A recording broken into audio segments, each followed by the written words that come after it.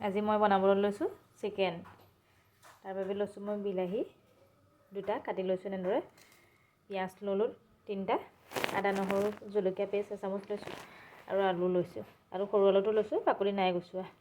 এতিয়া বনাওঁচোন আহক। কেৰাহী গৰম হ'ল, ইয়াতে মই এতিয়া তেল দিছোঁ। তেলখিনি গৰম হ'বলৈ দিম এতিয়া। তেল গৰম হ'ল, মই ইয়াতে এতিয়া দিছোঁ তেজপাত 2 খিলা। এতিয়া ইয়াতে দিছোঁ পিঁয়াজ। পিঁয়াজখিনি অকণমান টাইম ভাজি ল'ম। এতিয়া মই দি লৈছোঁ পিচি লোৱা আদা নহৰু জলকীয়া পেষ্টটো। এইখিনি কেঁচা গোন্ধটো যোৱালৈকে ভাজি ল'ম। ইয়াতে দিছোঁ এতিয়া বিলাহীখিনি। ইয়াতে দিম কাশ্মীৰী মিৰ্চি আধা চামুচ, জিৰা ধনিয়া গুড়ি দিছোঁ 1 চামুচ, মিট মছলা দিছোঁ সৰু চামুচেৰে 1 চামুচ, আৰু বেলেগ মছলা একো নিদিওঁ। হালধি গুড়ি দিছোঁ জোখমতে।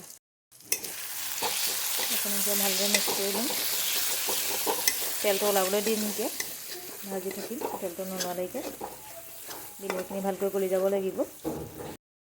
ইয়াত তেল ভালকৈ ওলাই গ'ল। মই এতিয়া ইয়াতে দিছোঁ দৈ 3 চামুচ।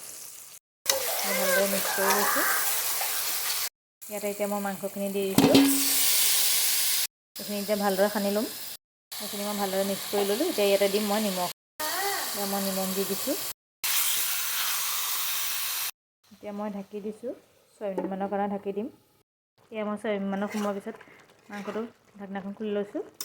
এতিয়া মাংস পানী ওলাইছে। এতিয়া অলপ ভালদৰে লৰাই ল'ম।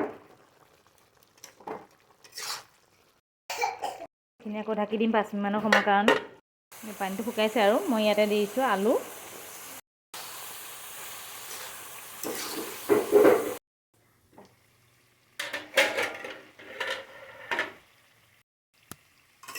এইখিনি মই ভজা হৈ গৈছে।